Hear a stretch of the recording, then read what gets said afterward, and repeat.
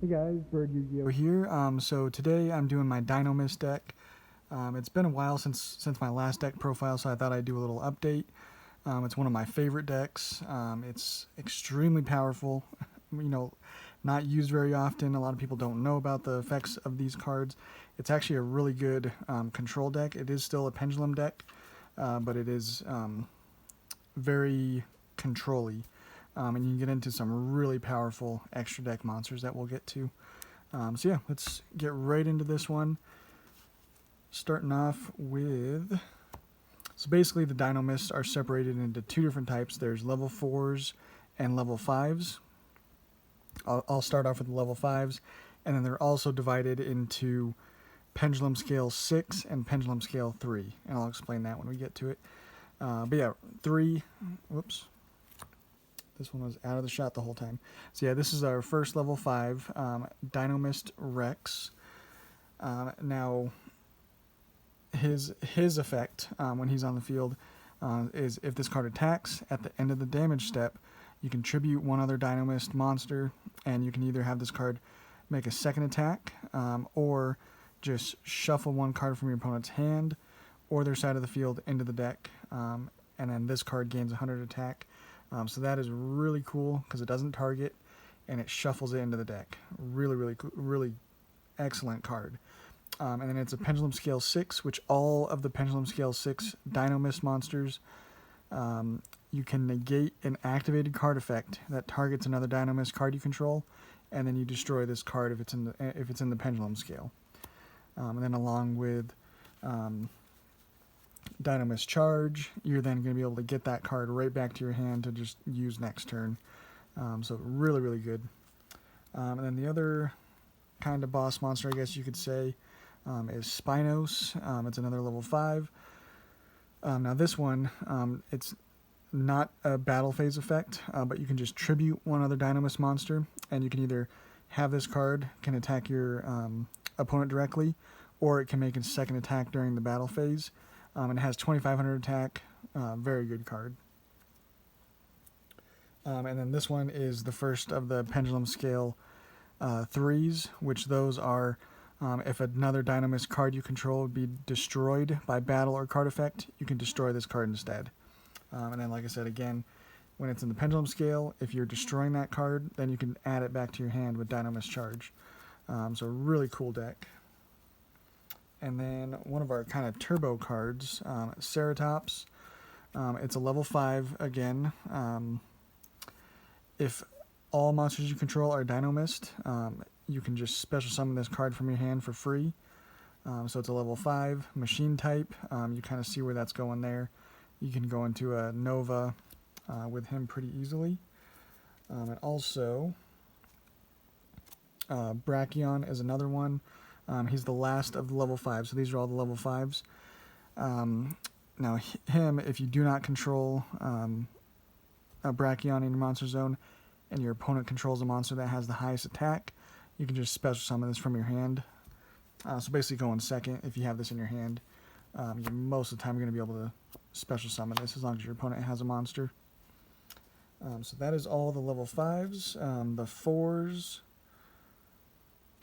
The best one, if you can get its effect off, is Tyran. Again, it's level 4.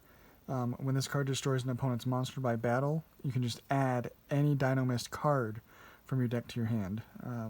So obviously just search any Dinomist that you want as long as he destroys an opponent's monster by battle. And he's 1,800 attack, so decent. And then the only other one we play, the last of the Dinomists, is Plesios. Excellent card. All face-up monsters your opponent controls lose 100 attack for each Dinomist card you control.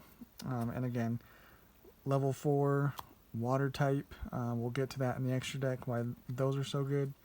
But that's all your Dinomist. And then we're also playing a Magical Abductor. 3 of them, because this card is just really good in this deck. It just searches you any of your pendulum monsters, basically, any of your Dinomists, and you just need to get 3 spell counters on it by just activating spell cards. So very easy to get that effect off. And then we are playing 3 Draw and Lockbird. One, it's a good hand trap, but 2, since we have all these level 5s, it's pretty easy to go into like a Durandal, and then you can do the Durandal Draw and Lockbird combo to basically just get rid of your opponent's entire hand. And then the last little engine we're playing is Artifact Engine. So we're playing 1 Scythe and 1 Moral Tack. Especially in the side deck, I would recommend playing Lancia, but in the main, I didn't really feel I needed it. But that is all the monsters we're playing. And for the spells, the best one is Dinomist Charge. So it's a continuous. When this card is activated, you'll be able to add a Dinomist monster from your deck to your hand. And then if a Dinomist card is added from the field to your extra deck face up, you can then add that card to your hand. So that's what I was saying before. With their scale effects, if they destroy themselves, they're leaving the field to the extra deck. So with Charge on the field, you're able to get that to your hand, which most of the time is going to be better than having it in the extra deck. So yeah, that card is just really good. And then we have some really good draw cards, because not too much matters in this deck that you banish. So 3 Pot of Desires, and again, it's getting you counters on your Magical Abductor, which is really important. And then playing 1 Iron Draw. It's pretty common to have just 2 Dinomists on the board. And sometimes you prefer that over like going to the extra deck, just because of all the interactions with our trap card, and then these if you have them in scale, and then obviously Charge. But yeah, if you have exactly 2 machine effect monsters and no other monsters, you can just draw 2 cards. Really good. Ignite Reload. This, you just reveal any number of pendulum monsters from your hand, shuffle them into the deck, and then draw cards equal to the number of cards you shuffled plus 1. Can't draw cards by effects for the rest of the turn, so usually you'll activate this first and then this, which is totally fine.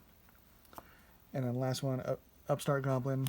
Again, we really want this effect to go off. It's just super free, and also the scale is a level 3. I forgot to mention that, so that just comes in handy for all of your pendulum summoning, because you're only summoning 4s and 5s, so that 3 is a really nice low scale.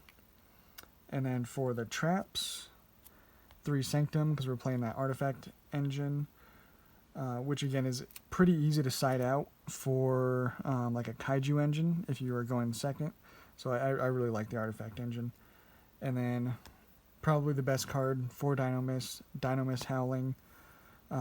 It's a continuous. So it also could be protected by your pendulum scales, and this also sets your pendulum scales. So when this card is activated, you can place 1 or 2 Dinomist pendulum monsters from your deck to your pendulum zone, and then the really good effect, once per turn, if this card is already face up on the field, you can tribute a Dinomist monster and then target 1 card your opponent controls and return it to the hand. So just free interruption. And it's continuous, so that's coming back, your turn, their turn, your turn, their turn. And then again, you set your pendulum scales with this card, so then you're naturally able to protect it because of cards like this. You negate the activated card effect that targets another Dinomist card you control. So if they try to target this, destroy it, you're just able to protect it. So yeah, it is a really good deck. I've played against, Virtual World, and Burning Abyss, and all kinds of decks, and this just outgrinds them all, and it is a really cool deck. Now for the extra deck, pretty much just used as a tool, but there's some extremely powerful cards in here. The first one obviously being Nova and Infinity, and we play 2 of each because they're so easy to get into. We have, basically all of these level 5s that we're able to get out pretty easily, level 5 machine type, and so you just get a free Nova and Infinity basically most of the time that you want them. So 2 of each of those.